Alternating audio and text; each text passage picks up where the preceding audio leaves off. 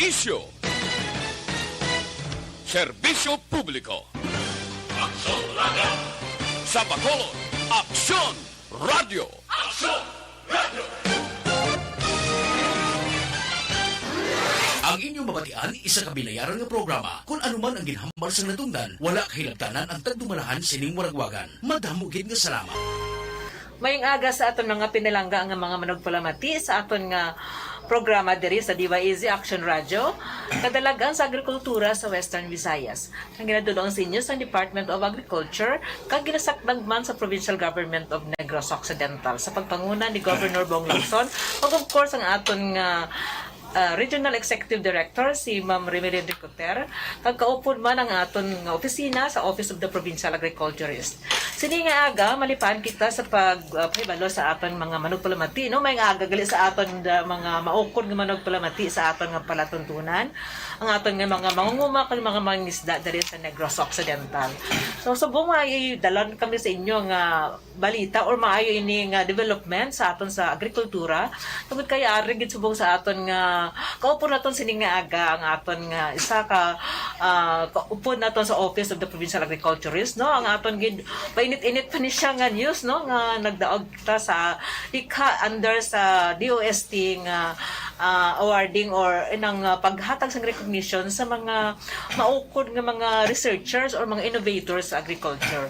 So aton nga upod subong nga aga ang mga aton nga ginahambak sa inyo gina pa, no, si Engineer Jimbo P. Garzola, ang aton nga head naton niya sang Agricultural Engineering Division dali sa Office of the Provincial Agriculturist. Kag amon italakayan sa inyo kung ano ang ini ang iya na invento or na diskubrihan nga pamaagi nga maka padugang sa aton nga efficiency sa aton pagpanguma, ilabi na sa aton nga sa post-harvest naton nga activity sa aton nga mga produkto. So sir, tagaan ka namon sa nga tion sa pagpanamya sa aton mga manugpalamati. Salamat sel, no. Madam, mayong aga sa aton tanan, no, kag sa aton tanan nga nagpalamati sa aton radio program. Ini ang amon nga mga technical inventions, technical development in terms to address ang aton food security program. Sa agenda sa province. Yes. So, sir, ano ang aton nga mga recent subong nga mga innovation? Kag before kita magkatugin na, sir, ano ini siyang ahensya sa gobyerno ang naghatag sa duag o naghatag bala sang meaning sining aton nga nahimo subong achievement man sa probinsya, no, pagi sa imo nga efforts sir sa team sang aton engineering division. Ano sir nga ahensya sa gobyerno gani ang naghatag sini sang dako nga pagtamon? Actually, this is sponsored by DOST TAPI. Okay. This is a biennial program. Oh, hanggang baka sir biennial every 2 years, Every no? 2 years. Okay. So, this was conducted through web conferencing and social media platforms. Why? Because of our pandemic Okay, today. Hindi maka Yes. tuba, no? Maka Yes, face-to-face. Oh, sige, sir. But previously, this event was regularly conducted at Iloilo City. Okay. Sa regional office. At the regional office. Okay. So, this was held in November 24, 25, and 26. So, regional inventions contest and exhibits. Okay. So, promotion on to rediscover and discover technologies for our Filipino ingenuities. Okay. So, hamba kita sir sa regional nga aspect, di ba sir, cover na sa anom ka mga probinsya, no? In which isa ang Negros dira. So, we need to say sir, among all the provinces, ano ang pila ka bilog sir ang ang mga finalist. Pila ka bilog ang finalist during sinanga search? Actually, there are 31 participants. Wow! Out of 31, throughout Western Visayas. Yes, yes. Out of 31, only 13 passed through as finalists in the regional inventions Okay, contest. so 3 silang kabilog. 3 silang Out of kabilog. the 13, sulod na sila sa different categories like the Civil Award for Outstanding Creative Research, high school category. Okay. The other one is UNLAD Award for Outstanding Utility Model. And the other one is Likha Award Okay. for Creative Research. Creative research. Okay. Yes. Now, fortunately, yours truly garnered through the Office of the Provincial Agriculturist, garnered the second place. Okay. Wow, katahom. Pila ka mga kabilog, sir, ang nag-vie on the title? We were 5. Okay. No, we were 5. Then And how many entries coming from Negros? sa Negros, different category, maybe 4 or more than 4. Okay. No, 4 from Negros. Then other representatives coming from Talisay, TUP, also garnered the second in category Civil Award Wow. for outstanding creative research the high school level. Okay. Amo na siya ang taga TUP Visayas. Okay. Then the third place was garnered by a certain engineer Joseph Golingay, of a faculty member of the Technological University of the Philippines. TUP also. Talisay. Okay. So far, sir, as you noticed, daw tatlo nga itong winners Yes, sa Negros. yes, here in Negros. Oh, very good, no? Naging magpuli ang Negros. So, ang pinasiguro, sir, kaya importante, guro nga gusto na ito i-patag or i-appraise ang aton ng mga listeners, no? Gusto na ito mabatian nila kung ano pala ka-importante ang aton nga na innovate or na-create naton nga bagong nga equipment or model sang aton nga bagong equipment. Ano sinisir ang mahimo niya sa aton nga production sa aton panguma? This concept is focused on small farmers, the marginal ones, Yes. or the vulnerable ones. 7% of our farmers throughout the region or maybe national level only own a hectare or less. Yes. So there must be a technology that is renewable, climate smart, and appropriate technology for these little or small farmers. Okay, go. Yes. And this focus on drying. So to address the solutions of drying as a problem for the small farmers in their produce. Now, this equipment, we call this modular, reversible flow, collapsible flatbed dryer. Okay. So, what is the function, the flow process of this equipment? This is collapsible in nature, easily be transported after drying. If there are farmers looking for a drying equipment, they can use it immediately.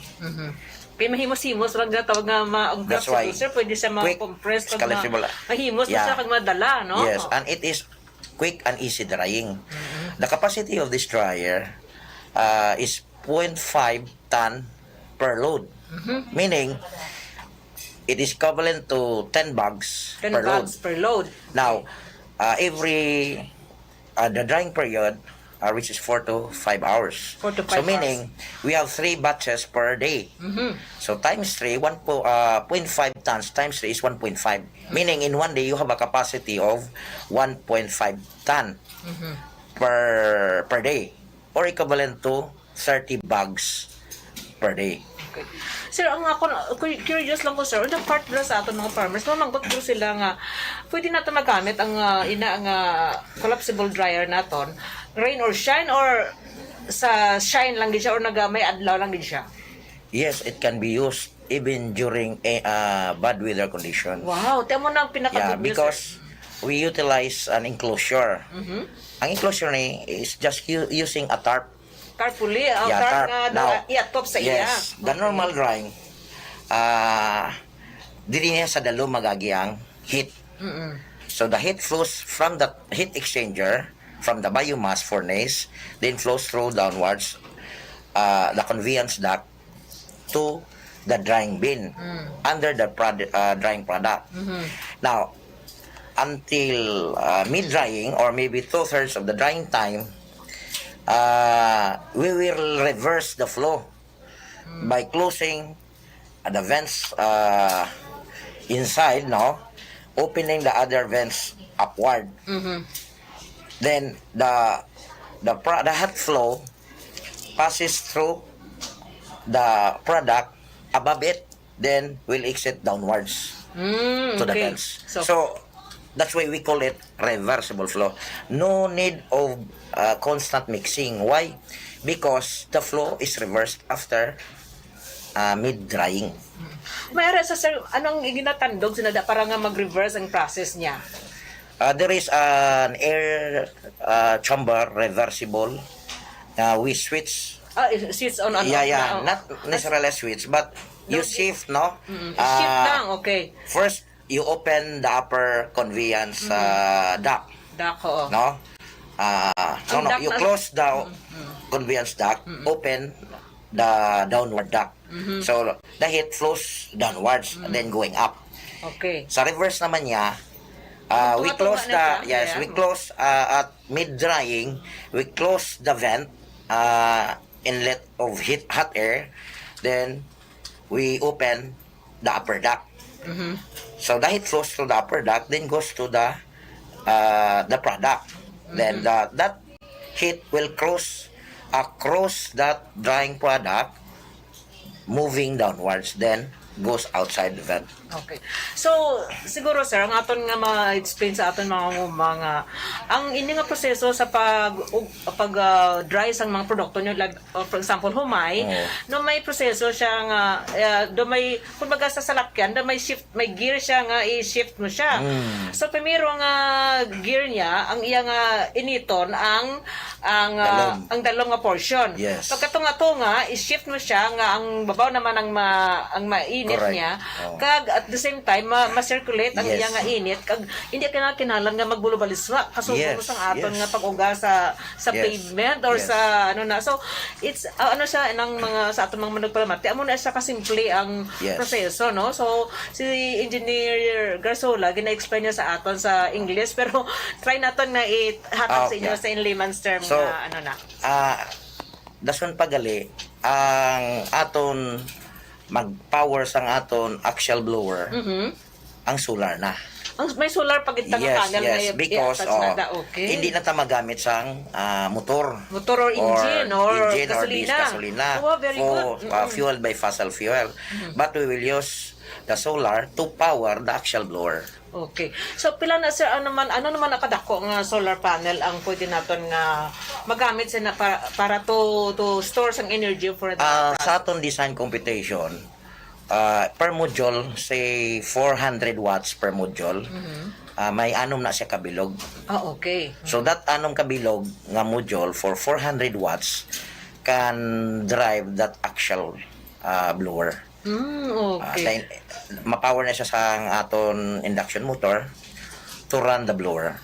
If in case yung gusto sang farmer abiya nga magamit sa sang isang gasolina or fuel, kaya kita design for that nga hindi tayo magamit sang solar. Actually, that's the normal. Oh, no, amo na sa Yes. normal. Okay. That's the normal. Pero niya We use the fossil fuel, the engine. But here we use the renewable one. Okay, so para nga daw sakto na sa climate smart siya. Oh, yes. Siya inang makalesen ka na ya sa mga fuel instead Yes, of buying. yes. Kakamahal nga doon sa Yes. sang gatong, di ba? Lapit-lapit naman Yeah. galagsanay lang ang gasolina kag Yeah. ang ano ganing sir, gasolina and crudo. Crudo, No? yes. So, In fact, yes. Kasi sa ano siya na makalisin siya. So, so sir, ano naman ni ang mangin epekto naman niya sa ano naman niya ang mangin epekto sa production sa nila. Meaning to say, pila ka ano ang efficiency level sa aton nga drying process kung i-compare mo sa traditional nga wala sila. Well, in terms of period or drying time, time. more than 50% ang makuan gid ya. Now, say for example, the natural drying using the conventional methods. Say basi mag 5 days ka, no? 6 days. No? No? But it may prolong kung gainulan. But here using this equipment 2 days. Pwede na dry na. Now, like for example, if you have 1 hectare, if a farmer have mayara siya 1 hectare, no? Now, kung abi mayara ta production target ta 100. So meaning, kung may 60 areas siya, ang 100 bags per hectare, mayara siya 60 ka bag. Kung may 60 areas siya, di ba? Ito 100 bags ang atong target mo. Now, since ang iya is 60 bags, ang aton kapasidad sa aton dryer 30 bags in 1 day mo. So meaning in 2 days duha lang kadlaw. Rather than ma-extend ka na 4, 5, 6 or 7 days. At the same time, sir, nagada ko pagid na ang labor cost ng drying, no? Kung ano ka sa mga tao or bisan ka mismo ang mag-dry sa namin as a farmer, dapat computer mo binang imong labor nga spend. Bisan imo pa na ilawas tungod kay gusto natong ipa-remind sa atong mga manugpalamati nga pina-promote gid ang agriculture as agripreneurship, no? Or business.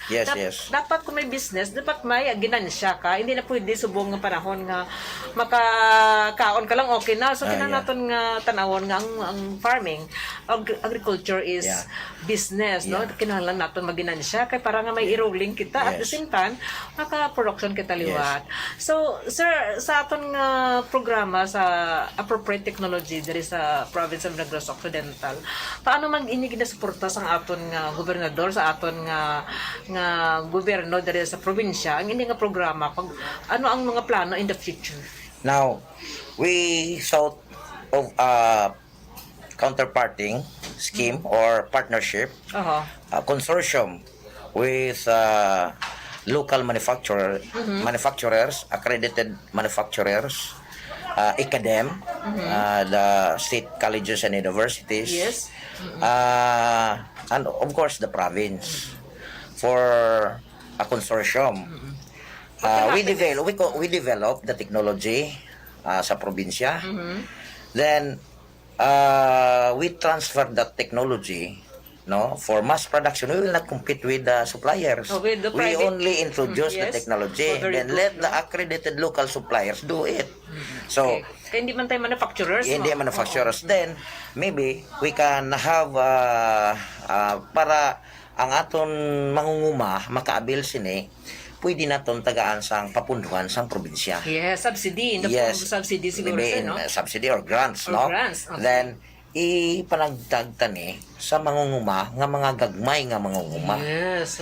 In fact, this very good. Ini nga dryer, in fact hindi lang ni for cereals. No, what I mean the product, not only for corn, other cereals, but also we can also dehydrate or dry mga fruits and vegetables, meat, fish. We only need to adjust the heat flow, the temperature. So yes, like sa dryer nga for cereals, ang heat mo is 50 to 60 degrees. Now you reduce that to maybe 40 degrees para intended for our fish crop or fish or other crops fruits and or vegetables, fruits and vegetables. Nakita ko ganito sir sa online, sir, ang iban ng mga countries, they are selling na bala sir ang mga dried fruits and fruits nila nga kamahal-mahal pa naman bala. So siyempre imported mo, tika mahal magsulod sa Pilipinas. Pero with that planning sir naton, siguro one day ang aton rin nga mga prutasan naton din nga mga areas, we can have the same product na makabaligya man ang aton din mga taga Negros, tatak ni Grenses sir. Amogid. dried fruits Oo. nga ano da, In fact, mga lansunis tada mga, di ba? In fact, may ara ko improvement gani sina to make it a package. Yes, Na, no? pag na. Ti kung may ara ka solar, naga-drive sa imo induction motor, sa imo axial blower. Now, we complete the package since ga-drying ka. Kung mag-drying ka, anong nasunon mo? Packaging. No. Ano? After drying, anuhon mo ang gin-dry mo? Di email mo? Ay, yeah. Okay. Sa rice. Sa rice, Yes. example, sa rice, so email mo. After milling, anong himuon mo? So, dapat, ina siya coupled with a rice mill. Compact rice mill. Okay. Ang madrive sila sa kang compact rice mill using the solar dryer nga ginkupol mo sa aton dryer mismo. Tapos daw, parehas man sila daw, collapsible man ang plano. Collapsible, yes. Pwede man siya. Very good. Compact lang, travel pero siya. gamay lang siya nga rice mill. Yes. Meaning small rice mill. Kung may dry ka, automatic maka-mill ka. Okay, very good. Namin nasa sa mga areas bala sir nga medyo lagyo bala ha nga mga sa labanan sa aton mga farmers wala matagambal nga hindi maayo ang traditional way of doing things pero lusong po na sila sir para makakaon naman maglanganangan bala sir wala sang pagong harvest tapos hindi pa nila mapaugat yung matabo na mabayo sila. Pero with the plano nga may flexible rice mill naman kita, that's very good nga daw i-package naton para nga daw total tuod ang serbisyo mo dalong naton sa aton mga farmers. So, hindi na sila mag-travel sang pila ka kilometro andis makapagaling. Kaya dito mismo sa community, may ato to nila po. That's a very good sir plan. In fact, kung mag-dry ka, gamiling ka, karon ti ga-harvest ti guto, may siyempre makaon ka. Makaon ka, di ba? So, after milling, anong himon mo? Pwede ka nagkaon kay nga, kung may rice cooker ka, kung may rice cooker ka, kay makaon ka, pwede mo na ma-power sa imo solar power. Nang imores. Bangod, may ara siya load from the solar, nga pwede na siya i-drive mo sa imo ya rice cooker. So, makakaon kay so nga complete package. You have the drying. May ara ka dran, di ba? May drying ka, may milling ka, at the same time, pwede ka cooking. Very good sir. So, complete package. Ang kulas na. Sarang managkaon na lang. Ang managkaon na lang. Kung mag-harvest ka, blagot mo ka. Pati nga makuhan ka pa kay may ara ka manya gamitan. Correct sir. Because you have the prime over your solar power. Yes, sir. Kanami na sir nga packet. Kaya experience-wise, sir, siyempre ako, bata mo sa mga nguma mo. So, during the time nga mag-harvest kami amo na ako, kalabanan na, wala ka na nabugas mo. Kaya nga, nang harvest ka na mo, karon ang ginasaligan mo, ang imo nga harvest, dati, tungod sa wala technology during that time, siyempre mabayo na mahiraha na wala sir ha. I know, ang aton nga mga marag pala mating mga nguma, kabalog lang natawag hiraha. Mahiraha kag na sir, kag magbayo, para lang makakaon kag labi na ang imong mga tao sa una nga panahon niya ginapakaon na sila sir libre na iya mo. I don't know this time kung amo pa naghapon ang exist sa area sang Imban pero sa Imban guro pero laka na siya. Diba sa daw pakya na sir no the porsyento na subong ang naglakat nga like for example i-harvest nila kung wala sila sang harvester daw pila ka percent na ang nagatanom kag ang nag-harvest isa lang nakagrupo mo. So anyway, that's a very good nga plano sir kag I do hope nga that will be included sa aton nga AIP next year para nga ma-budgetan na siya sa probinsya kag matuman nato ng aton nga plano nga because it's high time not only limit ourselves to the research and development on crops, research and development on meat, but also research and development of farm machineries and equipment to help and assist our marginal farmers. Kay competitiveness nato subong aton nga gina-enhance naton ang competitiveness. Balo ang inang ginatawag naton nga competitiveness ang aton nga kapasidad sa aton nga mga farmers, mga fisher folk nga ang aton nga produkto makakompete man sa national kag sa international market. That's why ang aton nga mga technologies gina-improve man naton. So with the help of people like you who are into nagapaminsar bala kung paano naton ma-improve ang aton nga situation. Kay hambal nila sir, wala man kuno sang mabulig sa aton kundi ang aton anay kagalingon. Correct. Help ourselves anay before ta makapangayo bulig sa gobyerno tong buligan ta naton kagalingon. So katahom sa aton sir nga topic ko sining aga no kag ang aton nga mga nguma kabay pa nga na-inspire naman kamo nga sa paghihibalo nga ang aton galing gobyerno labi na ang aton provincial government of Negros Occidental ang mga tao diri sa Office of the Provincial Agriculturist sa pagpanguna sa aton nga OIC no Dr. Dina Hensola kag ang aton nga mga division heads nga kasubong ni Sir Jimbo diri sa Agricultural Engineering Division nagpaminsar gid kung paano naton ma-improve ang aton nga pagserbisyo no wala lang kami nagapabilin nga kung ano lang ihatag sa national government but then on our own little way ginatagaan namon kamo sang attention man kag igtilapangod parang mapa-improve naton ang inyong mga sitwasyon dira. So kabay pa nga ang aton nga programa sa ning aga nakadulong naman sa inyo sa inspirasyon, motivation nga sigihon naton pagproducer ang aton nga pagkaon tungod kay ang aton nga mga farmers ra man natawag naton nga mga food heroes. Unsung heroes. Yo, mga unsung heroes. Baganihan. So saludo kami tanan sa inyo kag padamo gid nga salamat Sir Jimbo sa imong tion. Salamat. No, last message naton sa aton mga managpulamati.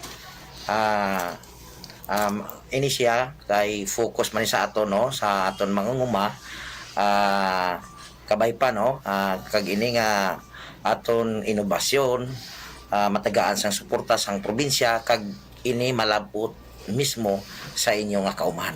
Okay.